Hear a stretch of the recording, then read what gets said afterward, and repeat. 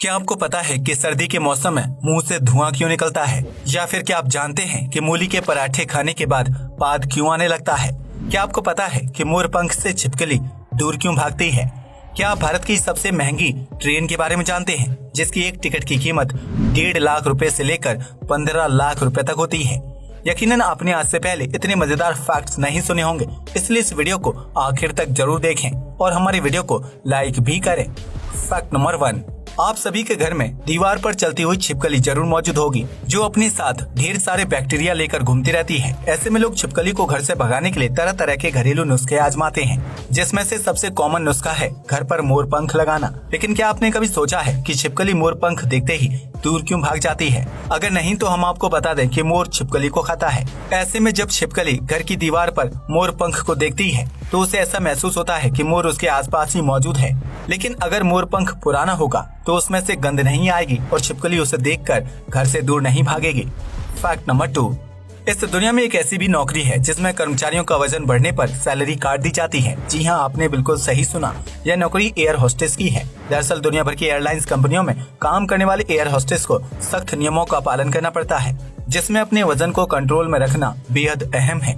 ऐसे में अगर किसी एयर होस्टेस का वजन बढ़ जाता है और उसकी यूनिफॉर्म चेंज करने की नौबत आ जाती है तो उस स्थिति में नियमों का उल्लंघन करने पर एयर होस्टेस की सैलरी में कटौती कर दी जाती है। इतना ही नहीं, एयर होस्टेस को रोटी और चावल जैसे खाद्य पदार्थों को खाने की भी मनाही होती है।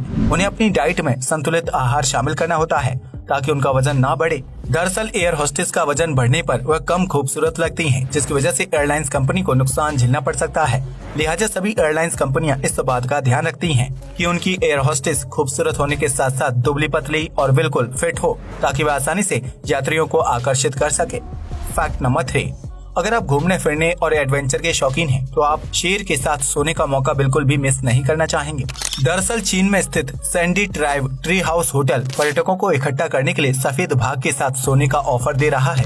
इस होटल में एक खास कमरा बनाया गया है जिसमें शीशे की मदद से एक पारदर्शी दीवार लगाई गई है।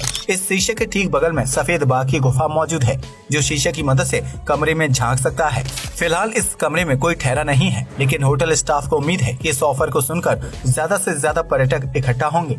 आपको बता दें कि यह होटल चीन के सबसे बड़े चिड़ियाघर के बिल्कुल बगल में मौजूद है, जहां 20,000 से ज्यादा जंगली जानवर रहते हैं। ऐसे में यह होटल ग्राहकों को सफेद बाघ के साथ सोने का सुनहरा मौका दे रहा है, जिसे एडवेंचर के शौकीन लोग काफी पसंद कर रहे हैं। फैक्ट नंबर 4, आपने किस्से कहानियों में पुनर्जन्म की बात सुनी होगी, लेकिन आपको ये जानकर हैरानी होगी कि ये चीजें सच में भी होती हैं। हाल ही में राजस्थान के राजसमंद से एक हैरान कर देने वाला मामला सामने आया है, जिसमें एक 4 साल की लड़की ने अपने पुनर्जन्म की कहानी बताई है। राजसमंद में रहने वाली 4 साल की लड़की किंजल पिछले साल से अपने माता पिता से जिद कर रही थी कि उसे अपने भाई से मिलना है, जो पास के पिपलांतरी नामक गाँव में रहता है। किंजल के माता पिता ने सोचा कि यह सब उसका बचपना है, लेकिन पिछले कुछ दिनों से किंजल कुछ ज्यादा ही जिद कर रही थी। किंजल का कहना था कि उसका नाम उषा है और 9 साल पहले उसकी आग में जलने से मौत हो गई थी। ये उसका पुनर्जन्म है। ऐसे में किंजल के माता पिता ने पिपलांतरी गांव में उषा के भाई पंकज को बुलाया, जिसे देखकर किंजल बहुत ज्यादा खुश हो गई और उसने अपनी सारी कहानी बताई, जिसे पंकज ने बिल्कुल सही बताया। इसके बाद पंकज ने वीडियो पर अपने माता पिता से किंजल की बात करवाई, जिन्हें देखकर किंजल जोर जोर से रोने लगी। फैक्ट नंबर 5, हम सभी जानते हैं कि 15 अगस्त को हमारा देश आजाद हुआ था, जबकि 26 जनवरी को देश का संविधान लागू किया गया था। इसलिए इन दोनों ही ऐतिहासिक राष्ट्रीय महोत्सव में सरकारी छुट्टी होती है, जबकि ध्वज फहराया जाता है। लेकिन क्या आप जानते हैं कि 15 अगस्त और 26 जनवरी को फहराए जाने वाले झंडे में फर्क होता है, जिन्हें अलग अलग नामों से जाना जाता है। दरअसल 15 अगस्त को भारत के प्रधानमंत्री लाल किले पर खड़े होकर झंडा फहराते हैं, जो एक लोहे के पोल से पूरी तरह से बंधा होता है। प्रधानमंत्री रस्सी की मदद से उस झंडे को नीचे से ऊपर की तरफ खींचकर फहराते हैं, जिसका मतलब ये है कि भारत ब्रिटिश शासकों की गुलामी से आजाद हुआ था, और इस प्रक्रिया को फ्लैग होस्टिंग कहते हैं। वहीं 26 जनवरी के दिन राजपथ पर ध्वज फहराने का काम किया जाता है, जहां झंडा पहले से ही पोल पर मौजूद होता है। ऐसे में देश के राष्ट्रपति रस्सी की मदद से झंडे को पोल पर ऊपरी हिस्से में ले जाते हैं और झंडा फहराते हैं, जिसका मतलब ये है कि हमारा देश पहले से ही आजाद था और 26 जनवरी के दिन देश का संविधान लागू किया गया था। यही वजह है कि 26 जनवरी को झंडा फहराने की प्रक्रिया को फ्लैग अनफर्लिंग कहा जाता है। अब तो आप समझ ही गए होंगे कि इन दोनों राष्ट्रीय दिवस के दिन झंडा अलग अलग तरीके से क्यों फहराया जाता है।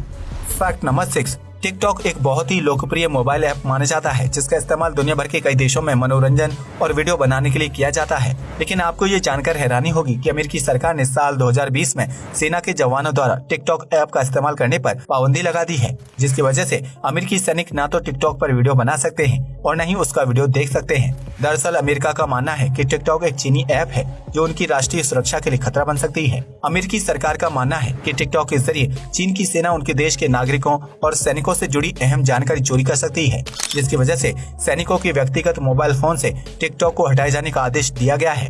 इतना ही नहीं, अमेरिका के आम नागरिकों को भी टिकटॉक का इस्तेमाल करते हुए सावधानी बरतने की सलाह दी गई है ताकि वह साइबर क्राइम का शिकार होने से बच सकें।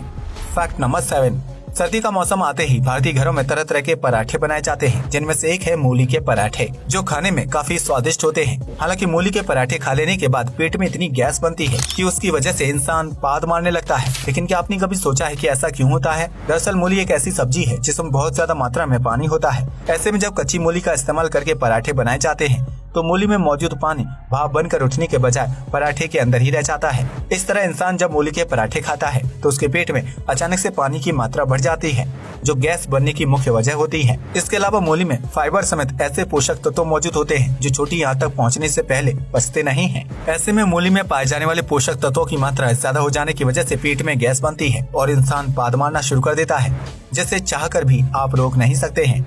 ऐसे में अगर आप भी मूली के पराठे खाने के बाद पाद के विस्फोट से बचना चाहते हैं तो मूली को कद्दूकस करने के बाद उसे थोड़ा सा फ्राई कर लीजिए। ऐसा करने से मूली में मौजूद फाइबर पक जाता है, जबकि पानी की मात्रा भी कम हो जाती है। इसलिए फ्राई की हुई मूली के पराठे खाने पर पाचन तंत्र उन्हें आसानी से पचा लेता है, जिसकी वजह से गैस बनने या पाद मारने की समस्या खत्म हो जाती है। Fact number 8। सर्दी के मौसम में पहाड़ों पर बर्फबारी होती है, जिससे शहरों में शीतलहर का प्रकोप अपने चरम पर रहता है। ऐसे में इंसान अपने को गर्म रखने के लिए मोटे मोटे कपड़े पहनता है और गर्मा गर्म खाना खाता है। लेकिन क्या आपने कभी सोचा है कि ये सब करने के बावजूद भी इंसान के मुंह से सर्दियों में धुआं क्यों निकलता है? अगर आप ठंड में अपने मुंह से हवा बाहर की तरफ फेंकेंगे तो आपको भी यह धुआं साफ साफ दिखाई देगा। दरअसल इंसान के शरीर का औसत तापमान 36.5 से 37.5 डिग्री सेल्सियस तक होता है, जिसकी वजह से हमारे शरीर के अंदर गर्मी बनी रहती है। लेकिन जब हम अपनी सांस को मुंह से बाहर छोड़ते हैं तो यह गर्म सांस ठंडे तापमान के संपर्क में आते ही वाष्पित होने लगती है। यही वजह है कि जब कभी हम मुंह से सांस लेते हैं तो हमारे शरीर से बाहर निकलने वाली हवा तुरंत धुएं में तब्दील हो जाती है। यह प्रक्रिया सिर्फ सर्दी के मौसम में ही संभव हो पाती है, क्योंकि उस दौरान शरीर के अंदर और बाहर के तापमान में जमीन आसमान का फर्क होता है। हालांकि गर्मी के मौसम में अक्सर पहाड़ी और ठंडी जगहों पर जाने की स्थिति में तापमान में आई कमी की वजह से भी मुंह से धुआं निकलने लगता है, जो एक नेचुरल प्रोसेस है। Fact number 9। भारतीय रेल नेटवर्क दुनिया की सबसे बड़ी यातायात चैन के रूप में भी जाना जाता है, जिसके जरिए रोजाना सैकड़ों लोग एक जगह से दूसरी जगह सफर करते हैं। रेलवे यातायात का एक सस्ता और सुलभ जरिया है, जिसकी वजह से गरीब वर्ग के लोग भी इसमें सफर कर सकते हैं। लेकिन अगर हम आपसे कहें कि भारतीय रेलवे के अंतर्गत एक ऐसी ट्रेन भी चलती है जिसकी टिकट की कीमत लाखों रुपए है, तो क्या आप यकीन करेंगे? दरअसल हमारे देश में महाराजा एक्सप्रेस नामक एक शानदार और शाही ट्रेन का संचालन किया जाता है, जो दुनिया की सबसे महंगी ट्रेनों में से एक मानी जाती है। इस ट्रेन को आप चलता फिरता 7 स्टार होटल कह सकते हैं, जिसमें यात्रियों को शाही सुविधाएं दी जाती हैं। आपको बता दें कि महाराजा एक्सप्रेस की टिकट 1.5 लाख रुपए से 15 लाख रुपए के बीच होती है, जिसकी वजह से इस ट्रेन में सफर कर पाना हर किसी के बस की बात नहीं है। महाराजा एक्सप्रेस में यात्रियों को 5 तरह के पैकेज दिए जाते हैं, जिसमें से यात्री अपने बजट के हिसाब से पैकेज का चुनाव कर सकते हैं। इस लग्जरी ट्रेन का सफर दिल्ली से शुरू होता है, जिसके बाद यह ट्रेन आगरा, फतेहपुर सीकरी, ग्वालियर, लखनऊ, जयपुर और उदयपुर रेलवे स्टेशनों से होते हुए आगे बढ़ती है। महाराजा एक्सप्रेस में 23 डिब्बे होते हैं, जिसमें एक साथ लगभग 88 यात्री शाही सफर कर सकते हैं। आपको बता दें कि महाराजा एक्सप्रेस को साल 2012 से 2015 के बीच दुनिया की सबसे शाही ट्रेन होने का खिताब भी हासिल हो चुका है, जिसमें यात्रियों के लिए राजशाही सजावट, बेडरूम और बाथरूम समेत कई तरह की सुविधाएं मौजूद होती हैं।